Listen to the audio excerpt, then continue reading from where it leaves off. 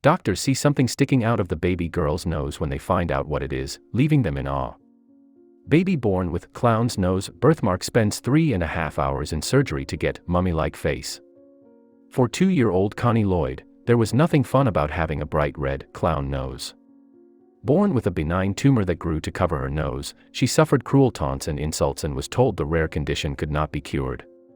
But the shy little girl finally has a reason to smile after surgeons defied the odds and left her with a nose like her mom's.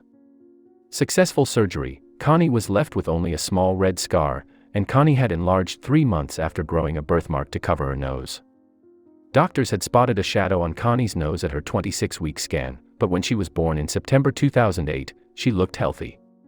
Connie, from Slough, Berkshire, was just a day old when parents Zara Green and Tom Lloyd, both 24, noticed a raised red mark on her nose. Within a month, it had grown to 1.5 inches in diameter. Zara said, "When we saw her nose, we were amazed. She looked like a different baby, but we knew she was our Connie." Their GP referred them to a dermatologist at Great Ormond Street Hospital, who diagnosed the baby with a hemangioma, a benign tumor.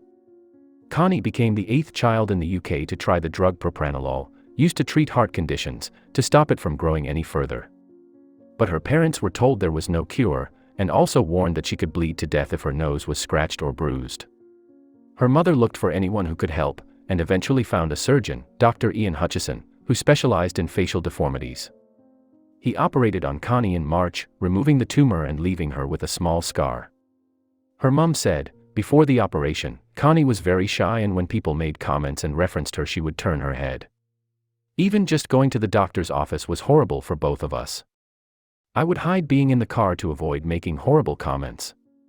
By the time Connie was 4 weeks old, her nose was the perfect clown's nose, and the birthmark was not only growing outwardly, but inwardly as well. "We worried constantly. Doctors said that if she cut or rubbed her, she could bleed to death. There have been treatments to prevent it from multiplying, but nothing to get rid of it. It was the longest few hours of my life when I was in the theater." When she came out of the operation, she said that her nose was like her mother's. Now she's doing really well, she has a great group of friends, and we're very proud of her. She added, "It's nice not having to deal with harsh comments anymore, but whether she had a red nose or not, Connie was always our perfect little girl."